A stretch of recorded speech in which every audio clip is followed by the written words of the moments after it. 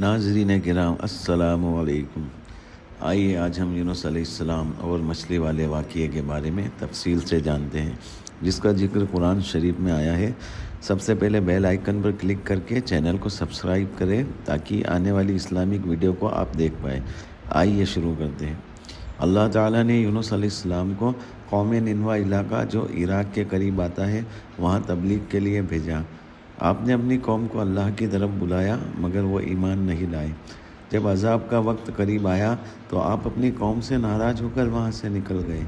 اللہ تعالیٰ نے ان کے اس نکلنے کو بغیر اجازت کا عمل قرار دیا۔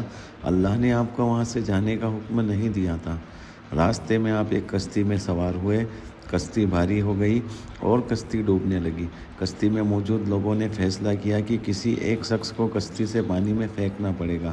لوگوں نے قرعہ اندازی چٹھی نکالنا کی تاکہ ایک شخص کو نیچے پھینکا جائے جس سے کشتی ہلکی ہو جائے۔ قرعہ 3 بار حضرت یونس علیہ السلام کے نام پر نکلا تو آپ نے خود کو سمندر میں ڈال دیا۔ ایک بڑی مچھلی نے آپ کو نگل لیا مگر اللہ نے مچھلی کے پیٹ میں آپ کی حفاظت فرمائی۔ مچھلی کے پیٹ میں آپ نے اللہ سے دعا کی، لا الہ الا انت سبحانک انی کنت من الظالمین۔ اللہ کے سوا کوئی معبود نہیں، تو پاک ہے، بے شک میں ہی ظالموں میں سے ہوں۔ اس تسبیح کی برکت سے اللہ نے مچھلی کو حکم دیا کہ وہ حضرت یونس علیہ السلام کو کنارے پر ڈال دے۔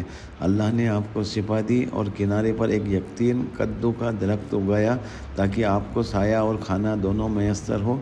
بعد میں آپ پھر قوم کی طرف گئے اور اللہ کا پیغام دیا اور آپ کی قوم ایمان لے آئی اور اللہ نے ان سب پر رحمت فرمائی۔ ناظرین کرام، آپ کا ویڈیو اچھی لگی ہو تو لائک، شیئر، کمنٹ، سبسکرائب ضرور کریں۔ السلام علیکم۔